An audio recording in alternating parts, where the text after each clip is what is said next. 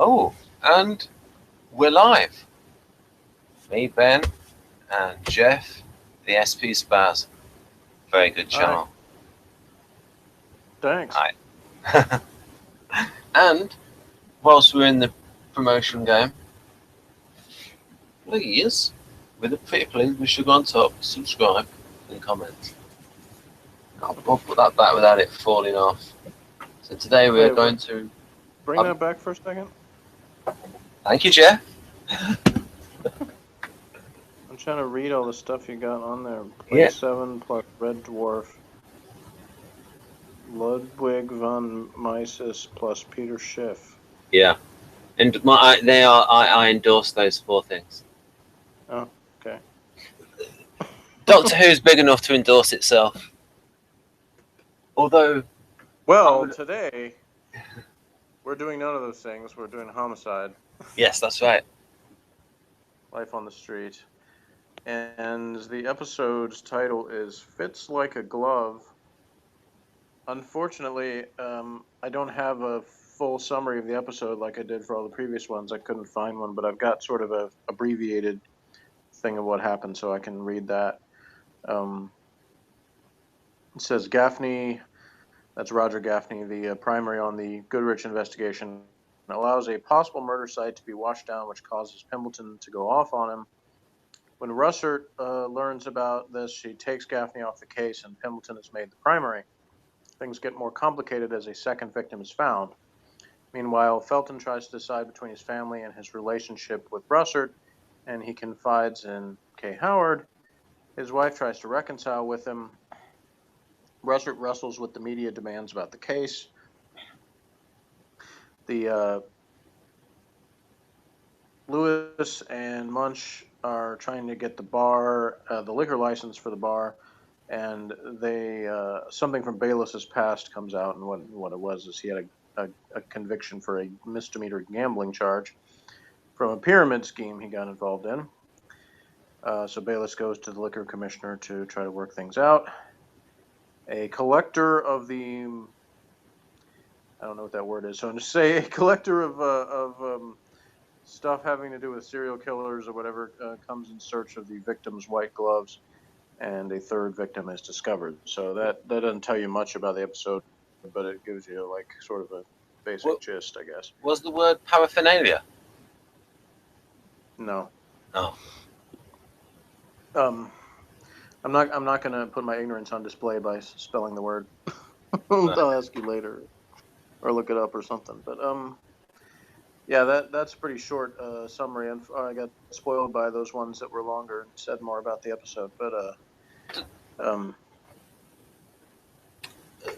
that's the general gist of what was going on. But as far as other things that happened in the episode, Bo's wife cooked a dinner for him, but Bo came over to see the kids, and then when he couldn't see the kids, he decides to leave. So she goes back inside and ends up feeding the pie to the dog. And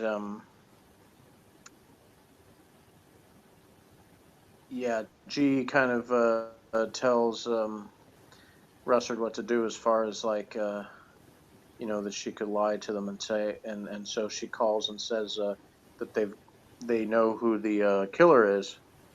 So that basically she calls the media, the media person, to hold him off so he won't reveal on the news about the gloves, because she thinks, once that happens, that a bunch of people will jeopardize the investigation by, making prank calls or various things. Yeah, I'm glad you put that up there, because that reminds me, I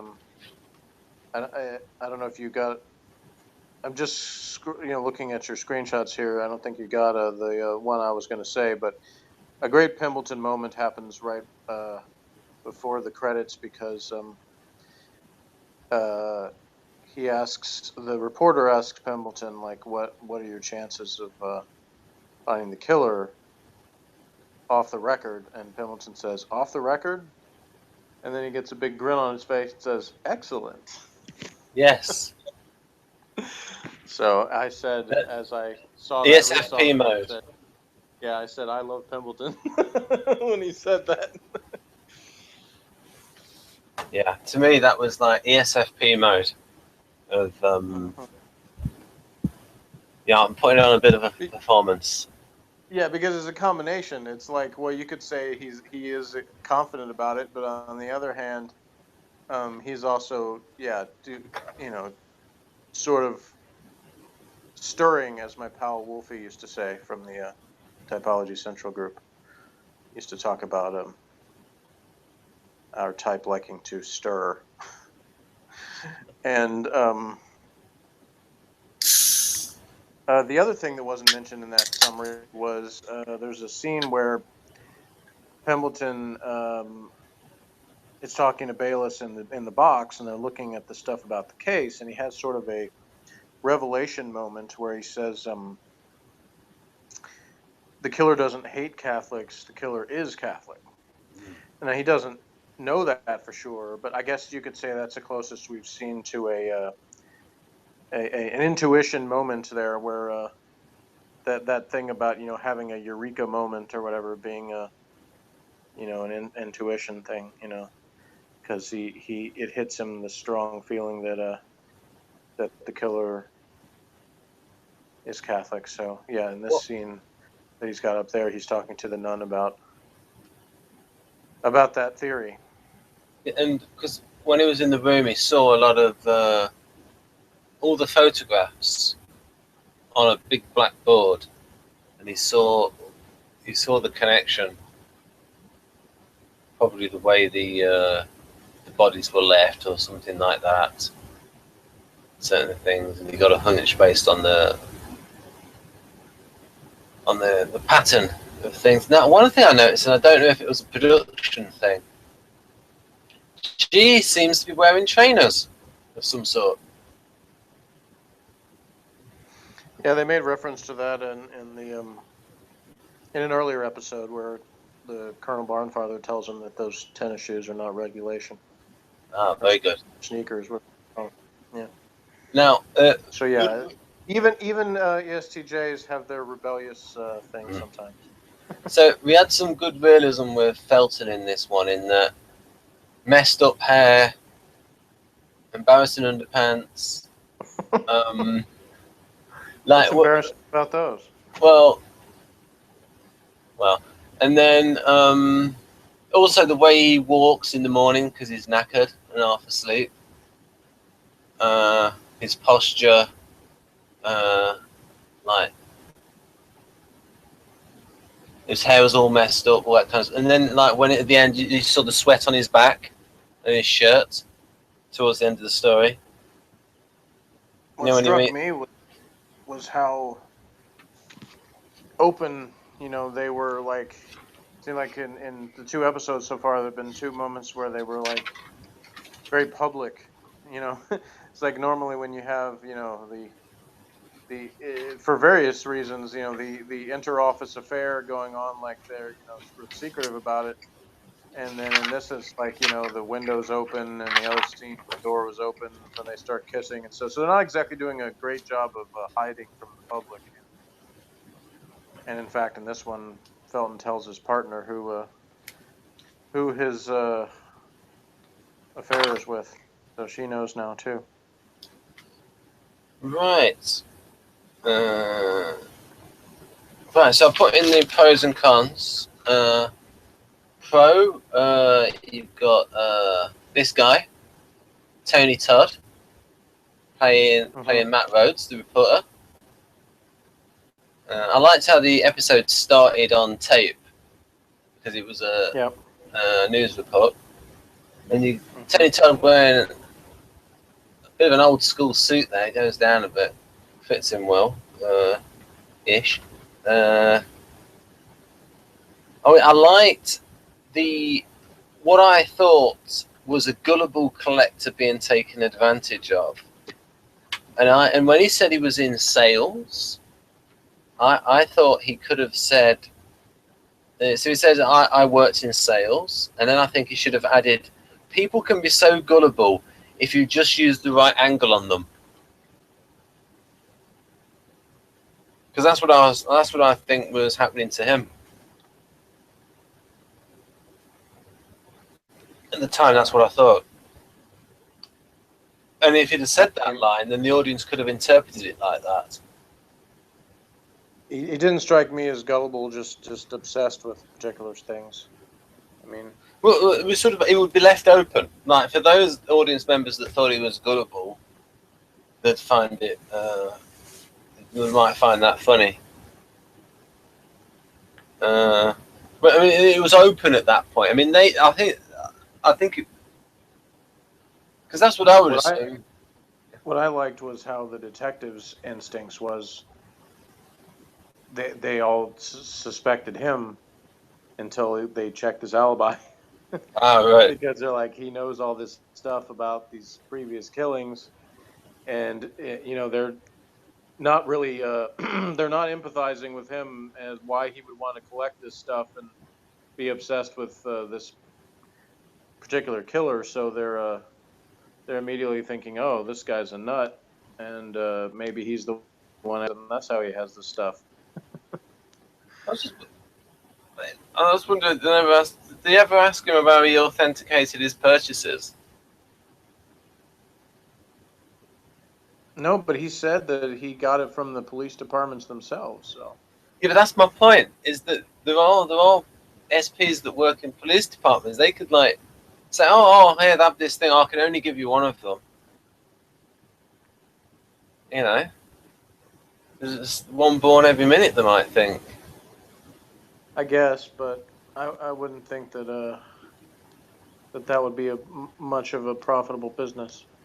Yeah, but I think that someone might do it because they think it's funny.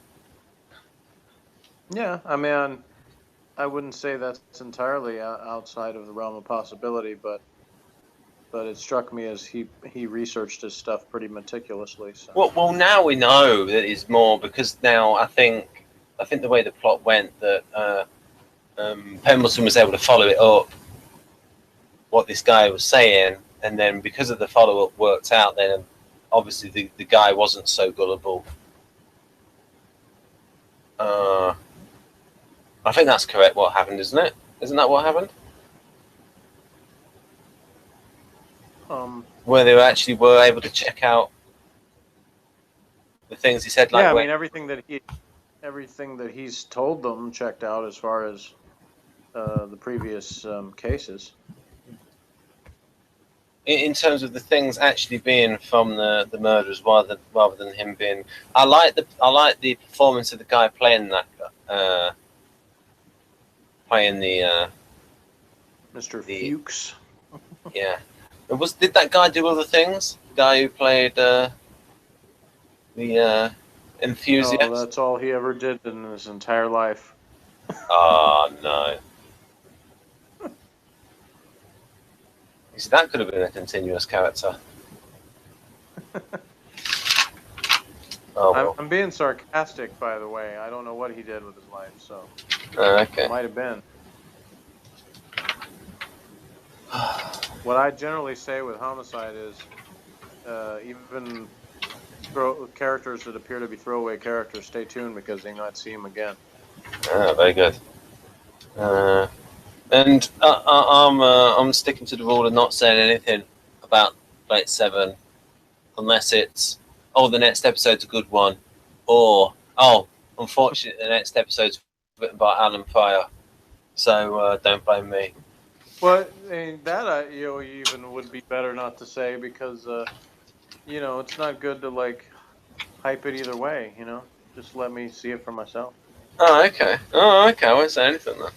Because like I said, if I'd used that rule with Homicide, I would say every episode's a good one because I think they all are. So I can say, obviously some episodes are better than others, in my opinion, and some are more emotionally powerful. And some have more action in them, yada, yada, yada, whatever the thing may be. But I mean, yeah, well, we'll get to the next Homicide when we get to that. But do you have more stuff to say about this one?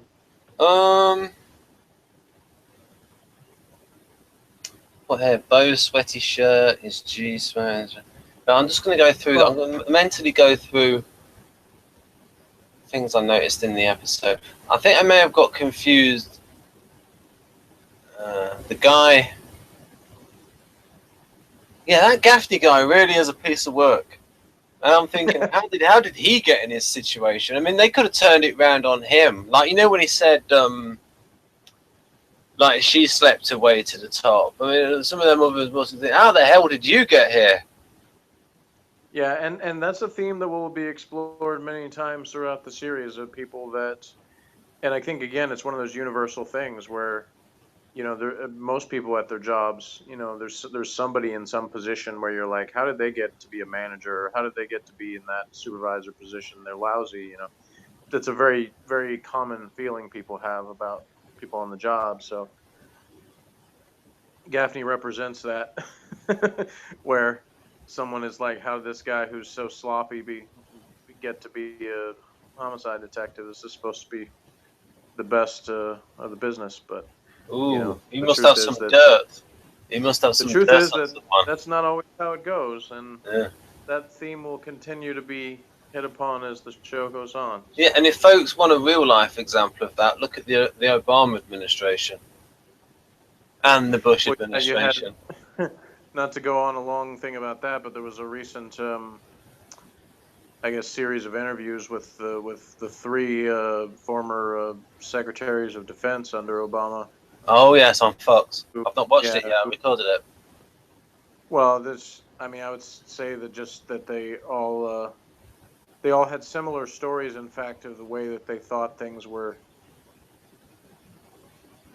What the theme of what we just said in terms of people being in positions that they really hadn't earned, Oh and yeah. what they were talking about, people that were not military people trying to give advice to military people on how to Yeah. run the military. I mean, it's terrible. I mean, like, just a small point, folks. What tends to happen is you get these favors from both parties. Both George Bush did it as well, but to a lesser extent, I believe. I wasn't paying as much attention then. Where you sort of give positions of power to your friends rather than the best qualified people. Yeah, It's, well, that's again a very universal theme in a lot of different situations. but it gets worse though, because all of those people have to be approved by Congress, and Congress doesn't say "get out of here." Not all of them do. I mean, the cabinet secretaries maybe, but not everybody who works for the department or the administration. So Yeah, but I mean, because both parties do it when they're in the White House. I mean, they should really just say "get out of here." I mean, did Eric Holder have to get? Well, it was the Democrats who had to because they had the control of the Congress when Obama. but But that's the thing. seriously, though, I would say that if it was just a partisan thing, you know, that would be different. But you know, when you have somebody like Leon Panetta, who's also a Democrat, you know, he's not out to try to badmouth Obama for partisan reasons. he's also more just competent. He's also more competent. So Yeah, I get the impression he's more competent though than say Eric Holder. Yeah.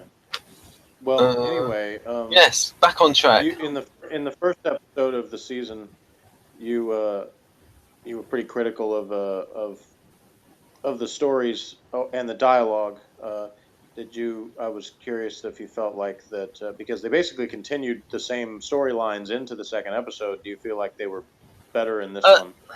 I find the Felton storyline tiresome. Okay. Even though he's a good actor, I just find it tiresome. That's fair enough. I think I may have felt the same way the first time I saw it. I think when I saw it later on as an older adult, I could relate to it more. Yeah, You know, once when I I've first saw grown it, I up, was a then I teenager. might like it. Yeah. I'm just saying, for me as a teenager, I didn't relate to it at all. But when I saw it again last year when I was watching with Morgan, I related more to what was going on, And I felt for both of them. Because in this one, Beth was trying to reconcile, and she apologized, and was trying to make things right. And Bo really wouldn't let her. He was the one this time that was being unreasonable. So they kind of flipped it from the last episode. And I found myself being, kind of rooting for her in that scene where I was like, come on, just give her a chance and don't just, storm off on her and stuff. So I think the actor who plays Bayliss went into sitcom mode in his performance. I'm not saying it was bad acting. I just said he changed his style of performance. I'm sorry, I missed the name you said. Actor. The guy who plays Bayliss. Oh, okay. I'm not saying he acted badly. I just said I thought he changed his style of performance into a more comedic style when he all the stuff with the license.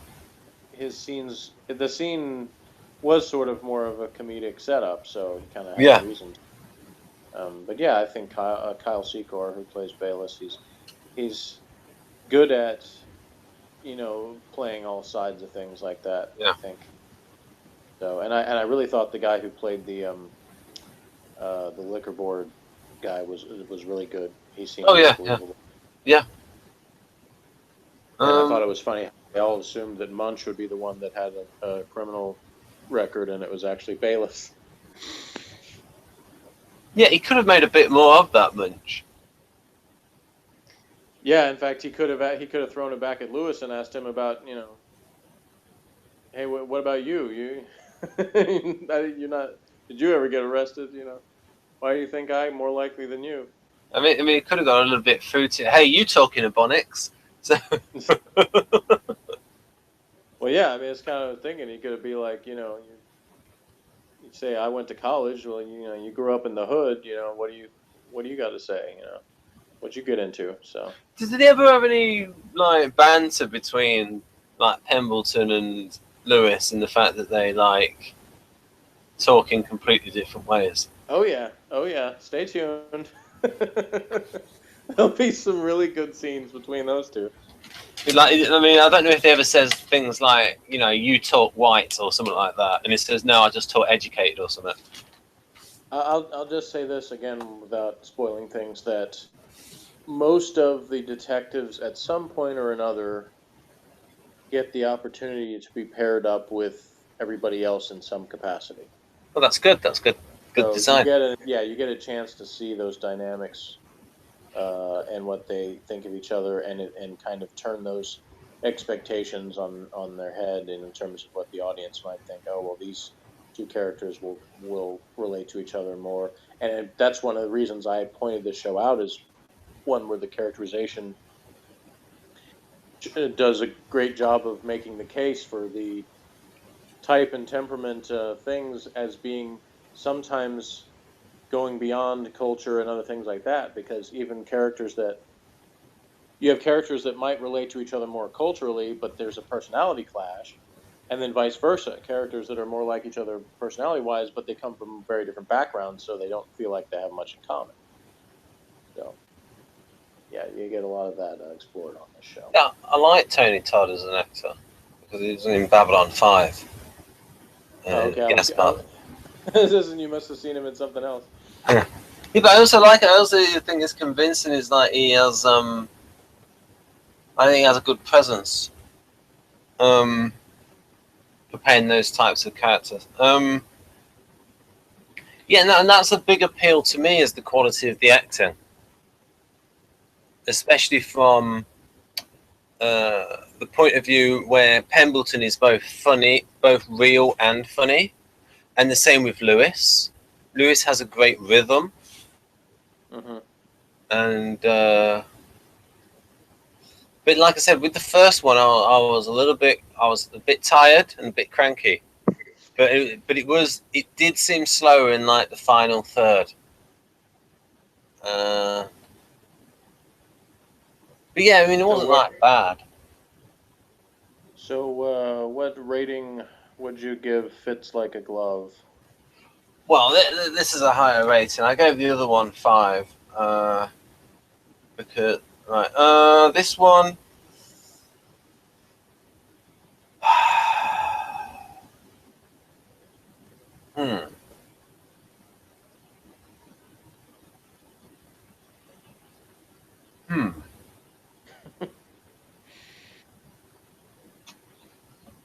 It's higher than last time.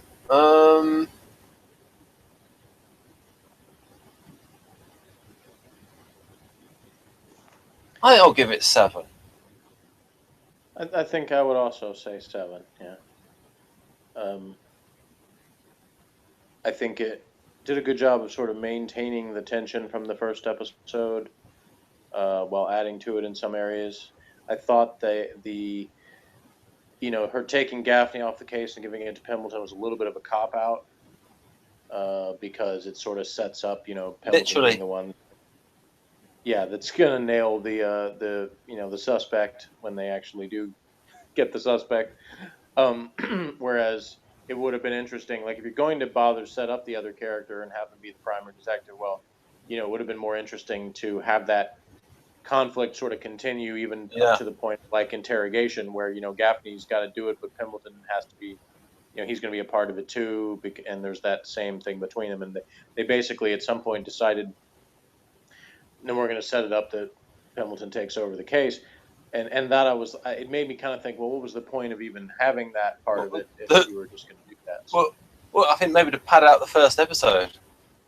Yeah, well, basically it was all to set up Russert. That was all about setting up her to be the, show how she could take charge of the situation. But what I thought was interesting, and I pointed this out to Morgan actually, is that it showed a difference between her and G, because a big one of G's principles is you don't take the primary off the case because it undercuts the detective. And so I think G would not have done that.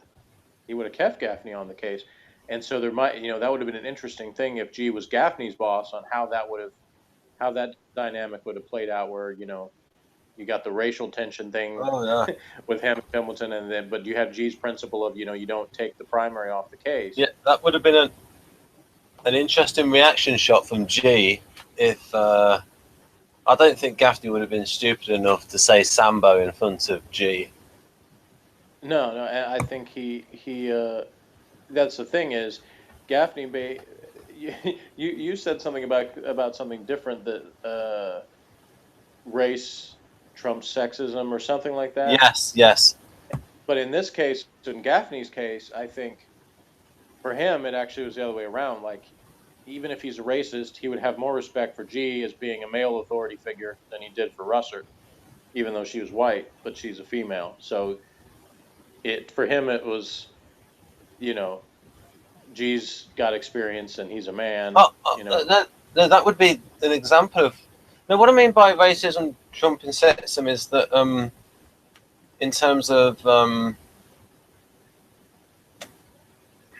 if, say, if there's a situation where if race wasn't a part of it and someone was sexist who was white, then people would say, oh, that's sexist. But because it's like saying with Islam, and it's like, oh, you can't criticize it because it's racist. That's just their culture. You see what I mean? And that's an example of they would say, oh, it's racist to criticize them for being sexist because that's their cultural values. It's like with Germany, where it's like, oh no, you can't criticize the refugees for groping women because it's racist to criticize. That's the sort of thing I mean about race. And you gave the example of rap music, where if they gave those lyrics, if they had those lyrics in country and western, there would be a different standard. Yeah. So I was just saying, in this case, as a character, there's sort of a built-in the prejudices that they're showing in Gaffney, is both sexist and racist. But in this case, it's like the sexism is the stronger one, I think. Yeah, that's what I mean. It's like, so it's like women get the short end of the straw, even in that example, and it's like. Lots of women must think, wait a minute, you make love to us. Why are you treating us worse? So if it was a black woman in charge, then his head would really Oh yeah. explode. It's like, I mean, some feminists must get real hard. Must go, wait a minute, blacks got the vote before us, and we're married to you. I mean, some at the time must have been like that. Anyhow, no need for me to get controversial. I'm not even getting controversial. I'm just pointing out a fact. Wait a minute. Anyway, I see the flaws in the episode, but I still liked it quite a bit. And it does a good job setting up the next one, which has some good intense scenes. I'll leave it at that. Oh yeah. And wait a minute. When I said about the vote, folks, the United States is supposed to be a republic, so the vote is supposed to be restricted, right? To people who own property, because they didn't want a democracy; they wanted a republic. Right. What was I going to say before I talked about that? Oh yes, the thing I didn't like about the episode wasn't something that was wrong with the episode. It was just something about personal taste, and that is, so for instance, the storyline with Bo Felton and the affair, that wasn't objectively wrong at all. It's just that I feel that that's rather depressing. Because, I mean, the same reason you liked it was the reason I didn't like it, was I thought, oh, no, that's too true to real life. These people in these bad relationships, that's quite depressing.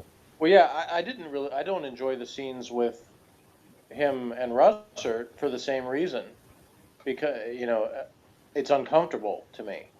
And even though I have a certain amount of attachment to Felton, from him being the regular character and stuff like that, and I don't really have any Russert, but I'm open-minded. I'm open-minded to liking her at this point. Obviously, now I've seen the whole series, so I'm saying in terms of when I first saw this, I didn't write her off as a character like, oh, I can't like her. But at the same time, it was sort of like she's the interloper here. Yeah. Into Bo and his wife's marriage. Yeah, she knew he was married. Right. So yeah, but I do like the realism, even if I don't like what they did with the story in terms of it's believable for Felton to do everything he did. Yes, I'll put it that way. There wasn't any point where I was like, well, I don't think he would really do that. Yeah, and we've seen that sort of storyline has been done a lot before, but I think the reasons he gave and the way that was written was good. When he talked about how it was different with Russert than from how it is with his wife. And his description, again, goes back to what I've said about SPs in terms of his attitude of sort of when he told the story, basically he just sort of lived and then he wound up married. It just sort of happened. And then at some point he kind of looked at his life and was like, is this what I really want to do? Which obviously any type can do that, but it especially seems to come up with SPs because it's like always kind of looking, in the moment and not thinking ahead. So it's like all of a sudden can feel kind of like trapped in a life that he isn't really comfortable with anymore. Oh, yeah. There's an old expression for that, the 7-year itch. Yeah. All right, then. I don't know if we've got much else to say. All right. Well, oh, wait a minute. I've got some little graphics to show. I didn't show them all. Okay. I've got. I might have shown. Right. So let's just. Oh, it might help if I actually share the screen. Right. This is just to make sure that I think I've shown most of them. So we'll just. We've got Pemberton near a dumpster. I actually think he did some good comedy stuff, like the way he was looking in things. Like just the way he's looking in it, and like the little things he did in the background. You think he was playing it up for the camera, since he knew maybe. He was on camera? Or maybe the way the actor did it, he did it in a funny way. Some people are just funny. They're like, they can pick something up and move their arm in a funny way. Mm-hmm. Very subjective thing, but I think you've seen, Patrick Chow, and he could move in a funny way. Sure. Right. Old school TV, but that's what police departments are like. They have old equipment. This was a good shot when I went on the location. I remember thinking before you came on, like, if you were to build this now, how expensive it would be. Yeah. And another reminder of seeing this, that all of Homicide is shot on location, meaning that, there's no studio lot. So when they're out and about or inside buildings that are in Baltimore, they're really in Baltimore. What about when they're actually in their office? I don't think this shot is from Homicide. No. That's when Jonathan's phone rang in that video. What about when they're in their office? And like this set with what is it? What did I call their interrogation room? The box? Yeah. Yeah, well, I mean, it's their set, but it's in Baltimore. Everything is. Oh, right, I see. So, I mean, they used a real building in Baltimore as where they used for their building. It was one that, was basically abandoned. I forgot what it used to be, but it was something that wasn't being used. What the hell is this? And then he said, it's a fake $1 bill with somebody else's face instead of George Washington. yeah, but then he said about this guy, father of our nation. I think he said as the father of our nation, like, Oh, right, okay. Fair enough. I think he said Berkowitz, maybe? I maybe remember. Was that an actual thing that he did? Who? The serial killer. Because that's what I assume. I assume this was done by a serial killer and he acquired it. Yeah, I don't know, I guess. Does that character turn up again? No comment. Oh, good. That means he does. I will not answer questions that compromise future information. Okay, very good. In fact, you said something about in the last episode that you looked up something on Wikipedia, so I was like, "Hey, don't do that." Yeah. I just look at the title.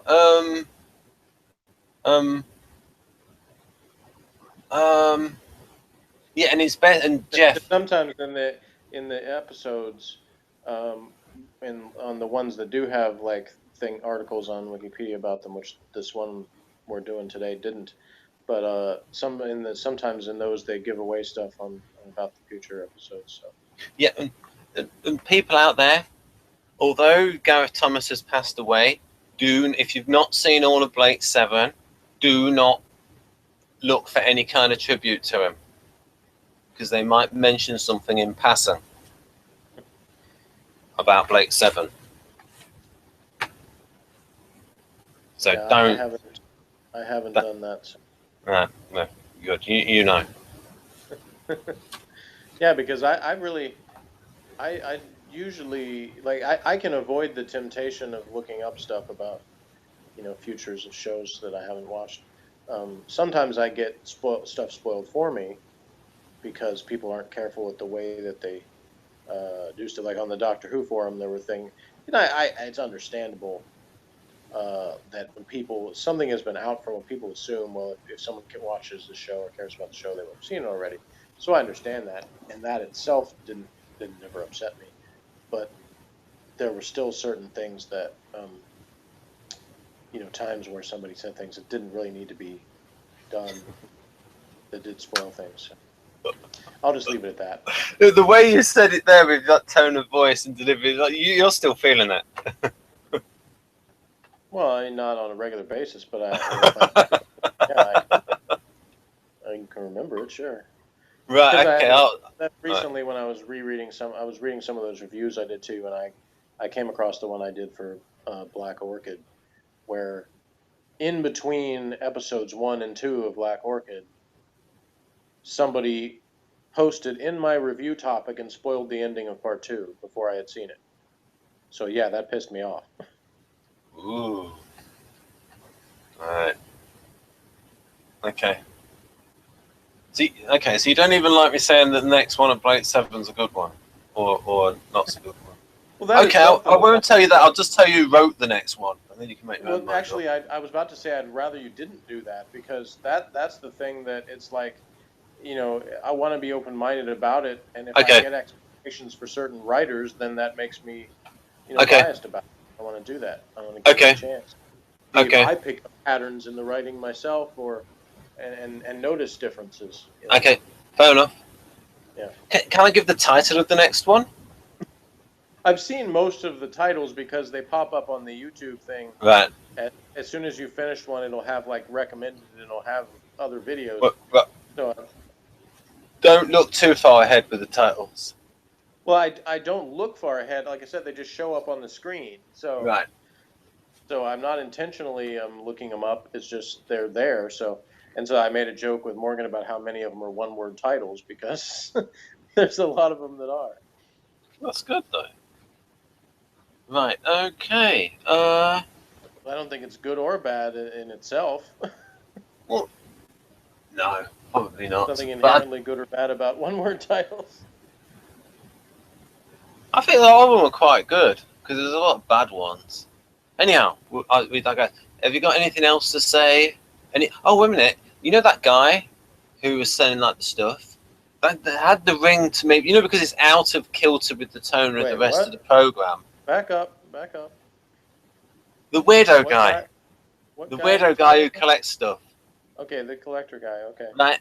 Now, usually, last time something happened like that, you know, like the thing with the neutron electrolyte, the fake lie detector, and that was based on something on the book. And to me, it was like out of kilter with the rest of the program, and that sort of explains why, because it was something based. You know, the expression "truth is strange." I just wondered if he was based on a real life character. I didn't find that to be out of kilter with the rest of the program, but I don't know whether he was based on a real life character or not. Only slightly out of kilter, just a surprising. Oh, that's got a bit any. Right. I don't know. To me, it just struck me as, you know, it's showing you things that cops do. So. Right. Okay. And they reused that one in The Wire later on because they liked it so much. Yeah, it's just that the way I interpreted that is that loads of police are taking advantage of him and like saying, "Oh yeah, this is evidence." But I've already mentioned that, so there's nothing else to say. I don't think. So I'll do my trademark. Exciting episode of Homicide. Yep, and so it's goodbye from me. Bye.